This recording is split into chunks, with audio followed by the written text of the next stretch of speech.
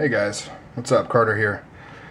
So this is another VR to John J. Davis. I did a VR the other day, the Why I Love Striders VR, and I called him John, and somebody was like, "Whose channel is this? Can you provide a link?" And so I'm like, "Yeah, sure I did." And he's like, "Oh, J. Davis 882. Okay." You know, that's how it is here on YouTube, though. You know people by their usernames, sometimes for the good, sometimes for the bad. But he posted a video about how he got into knives, and I had been wanting to do a video about that. It's kind of on my log of videos to do, but it kind of keeps getting pushed back. I was going to do one on that, and then kind of one on, well, it was more like a why I love knives or why I like knives, and then I was going to talk about, you know, the history, how I got into them and stuff like that. But he beat me to it. So, well, first I asked him in a comment if he would mind if I stole the idea, but then I noticed later in the video he welcomed VRs and stuff, so figured I'd do one. I've got a few things I want to talk about. Hopefully it won't go on too long, but so yeah, this is going to be how I got into knives, and it's a multi-layered story, and by that I mean, you know, first layer, I've always loved knives, mainly on a surface level, kind of like when I was younger. I really liked katanas and throwing stars, you know, ninja gear. Me and my friends in my neighborhood, we started up this whole martial arts gang, I guess, and we'd go around and recruit people, and we'd recruit people for their specific skills, like, or at least we tried to. I remember there was this girl that lived a few blocks away, and we wanted her on our martial arts team because she was a gymnast, and we thought that somebody with those skills would be very beneficial to our little martial arts gang. And my good friend, he was taking classes, I think it was just karate or whatever, and I wasn't, because I was young enough at that time that I hadn't grasped the concept of really asking for something.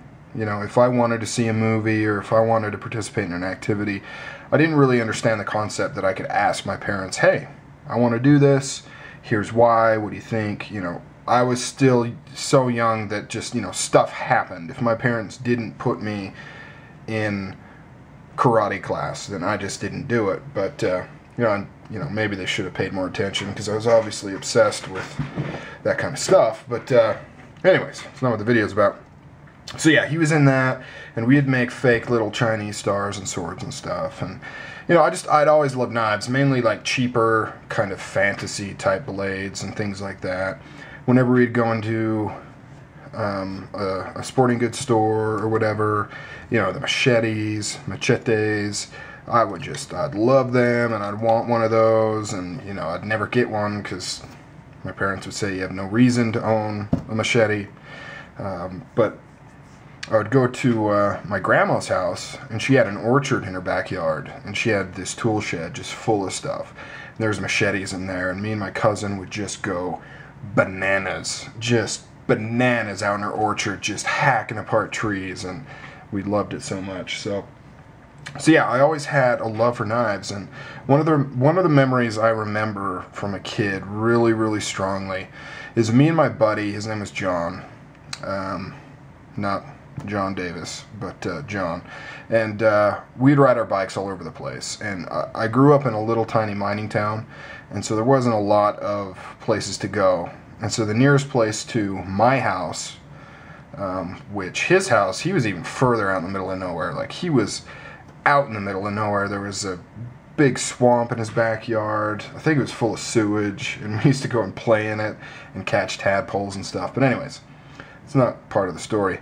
But so he'd ride his bike to my house, and then the closest place to my house was actually our local hospital. So we would go to the gift shop and go to the cafeteria to get candy and stuff like that, and because that was all there was, you know, that was the closest thing to my house. And I remember one time we were in the gift shop, and for some reason, I don't remember the specifics, but the lady that was working there gave us these little pocket knives, these little slip joints, and you know, it's hard to remember, I was so young, but I'm thinking they were probably about that big. I think they had like maybe 2 or 3 blades in them, and you know, they're super like gaudy. They had, you know, like these crazy shiny scales on them or something. And I still to this day, I don't know why she gave them to us, but she did for free. We didn't have any money, and she gave us these knives, and I thought it was the coolest thing ever. I would actually open up the blade like this, and you remember those old BMX bikes when you were a kid, how the handles were like rubber, but then the ends would always get torn off from, you know, throwing it down or falling down or wrecking or whatever, and so it would be that exposed metal tube, and then it would have rubber around it where the handle was. I would slide this in there, in between the rubber and that metal tube and the handlebars, so that in case we came into a conflict, me and my friend, and had to defend ourselves, I could quickly access my cheap Chinese slip joint for self-defensive purposes. But so yeah, that's one thing I remember. And as I got older, I don't know, it stayed the same. You know, it was a very loose kind of fascination with knives, and I never really took it seriously, but I'd always pick up crap. Like this Ozark Trail fixed blade I picked up from Walmart. I was on lunch break at a job, and I saw this, and I was like, that's cool. I gotta get that. It was like $10. And this thing is so dull. I don't think I've ever really used this, and look at that. I mean, that is insane. Walmart's kind of upped its game. This is back when Walmart, you know, as far as like knives go, was complete trash. I mean, this is just complete. Look how thin that stock is. That wouldn't even be so bad. I mean, there is no edge on this thing at all. You can just like saw away and you get a white line, that's it. No edge on here at all. Guess I should have started with this one. This is my oldest knife that I own. I've had this since I was a kid. My dad bought it for me. Still got it. It is a Western USA little slip joint. It's got a few different blades in there. I've just had it forever. This is one that I picked up just on a lark. I was out with a buddy. We stopped by some cheap gift shop and grabbed this. Firefighter. I mean, this is the cheapest, probably the cheapest knife I've ever owned in my life. You can see the little thin liner lock. It does not, I mean, it doesn't lock at all. At all.